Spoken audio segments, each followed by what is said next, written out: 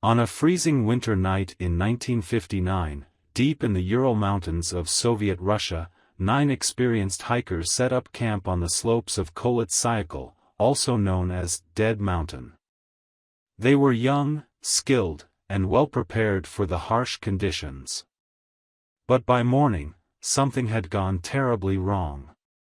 Days later, their frozen bodies were discovered scattered across the snow, some half-dressed, others with horrifying injuries, and one missing a tongue.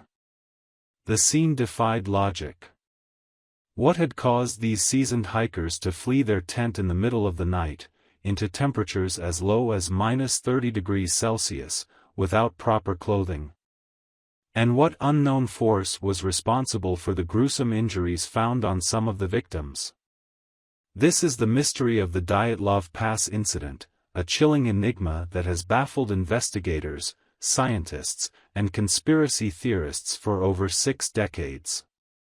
The group, led by 23-year-old Igor Dyatlov, was made up of students and graduates from the Ural Polytechnic Institute. Their goal was to complete a 300-kilometer trek through the snowy wilderness, a journey that would earn them top-level certification as Grade 3 hikers. On January 23, 1959, they set out by train, their spirits high as they prepared for an adventure they had been meticulously planning.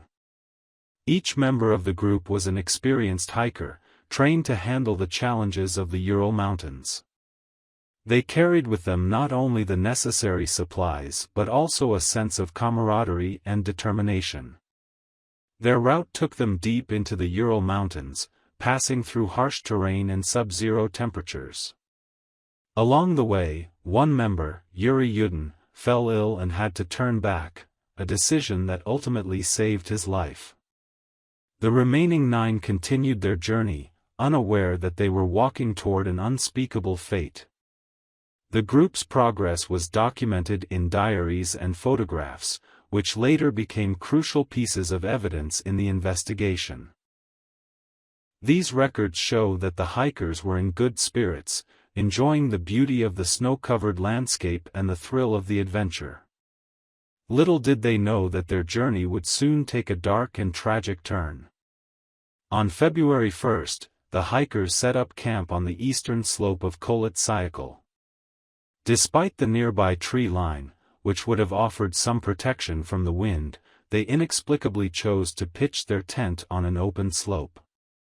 Investigators later speculated that Dyatlov made this decision to gain experience camping in harsh conditions. That night, something so terrifying happened that it caused all 9 hikers to cut their way out of their tent and flee into the darkness, leaving behind their boots, jackets, and supplies.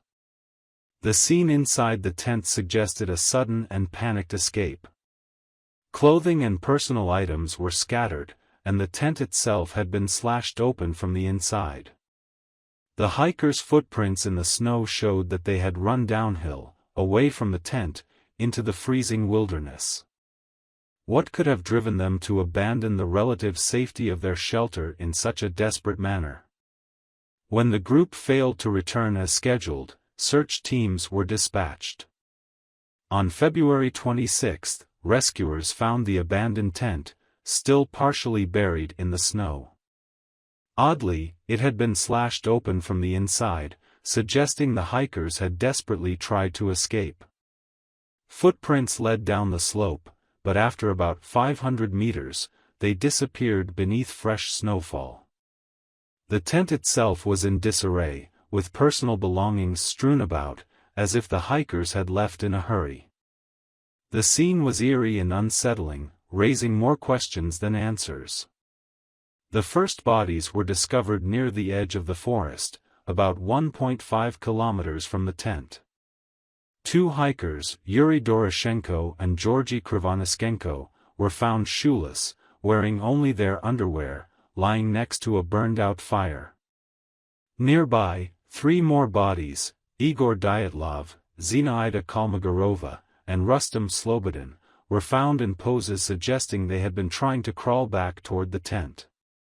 The condition of the bodies indicated that they had succumbed to hypothermia, but the circumstances surrounding their deaths remained unclear. But the most disturbing discoveries were yet to come. 2 months later, the remaining 4 hikers were found in a ravine, buried under several feet of snow. Their injuries were shocking. Nikolai Thibeaux-Brignoles had a crushed skull. Ludmila Dubinina and Semyon Zolotaryov had shattered ribs, as if they had been hit by an immense force. Strangely, none of them had external wounds, only massive internal trauma, comparable to a car crash. Even more bizarre, Dubinina was found with her tongue missing. The injuries were unlike anything seen in typical hiking accidents, and their severity suggested that the hikers had been subjected to an overwhelming and inexplicable force. Adding to the mystery, some of their clothes contained traces of radiation. What could have caused such selective and devastating injuries? The presence of radiation raised the possibility of external interference, but no definitive explanation was ever provided. The injuries, combined with the strange circumstances of the hikers' deaths, have fueled countless theories and speculations over the years. Countless theories have emerged to explain what happened at Dyatlov Pass. Some are based on science, others delve into the realm of the supernatural. Avalanche theory. Some researchers believe that a small avalanche forced the hikers to flee. However, the slope was not steep enough for a significant avalanche, and their injuries did not match typical avalanche victims. Additionally, the tent was found intact, with no signs of snow accumulation that would indicate an avalanche. Katabatic winds. These powerful, downward-blowing winds could have created a terrifying sound, causing panic. But this theory does not explain the severe internal trauma suffered by some of the hikers. While katabatic winds are known to occur in mountainous regions, they are unlikely to cause the specific injuries observed in this case. Soviet military testing. Some speculate that the hikers stumbled upon a secret weapons test, perhaps involving radioactivity. The Soviet government was known for conducting experiments in remote locations, and the radiation on the hikers' clothing raises further questions. However, no concrete evidence has ever been found to support this theory. Paradoxical undressing. A known phenomenon in hypothermia cases, victims sometimes remove their clothes due to nerve confusion. This could explain why some were found nearly naked, but not their severe injuries. While paradoxical undressing is a plausible explanation for the lack of clothing, it does not account for the traumatic injuries sustained by some of the hikers. Yeti or cryptid attack. Some have suggested that an unknown creature, possibly a Yeti, attacked the group. This idea gained traction after a hiker's diary entry referenced snowmen. However, there is no scientific evidence to support the existence of such creatures, and this theory remains firmly in the realm of speculation. Infrasound disturbance. Some researchers proposed that strong winds in the mountains created infrasound waves, which can induce panic and hallucinations. If this happened, the hikers might have fled in terror, only to succumb to the freezing temperatures. While infrasound is a plausible explanation for the hikers' behavior, it does not fully account for the physical injuries. Extraterrestrial involvement. Unidentified flying objects, UFOs, were reportedly seen in the area during that time. Some suggest that the hikers encountered something otherworldly, leading to their bizarre injuries and erratic behavior. While this theory is intriguing, it lacks concrete evidence and remains a topic of debate among enthusiasts. The Soviet investigation concluded that the hikers died due to a compelling natural force, but never specified what that force was.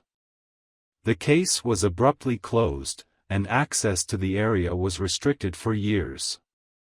In 2019, Russian authorities reopened the case, only to reaffirm the avalanche theory, an explanation that many still find unconvincing. Despite numerous investigations and countless theories, the Dyatlov Pass incident remains one of the greatest unsolved mysteries of modern times. To this day, the Dyatlov Pass incident continues to captivate and perplex. Whether it was natural forces, a government cover-up, or something beyond human understanding, we may never know the full truth. What really happened on that cold, dark night in 1959? The mystery endures, inviting speculation and inspiring countless stories, books, and documentaries. What do you think? Was it a tragic accident, a secret experiment gone wrong, or something even more sinister? Share your thoughts in the comments. And if you love unraveling the world's greatest mysteries, don't forget to subscribe. The Dyatlov Pass incident is just one of many enigmas that continue to challenge our understanding of the world. From unexplained phenomena to historical puzzles, the quest for answers is endless. Subscribe now and unlock the world's most captivating mysteries, one file at a time.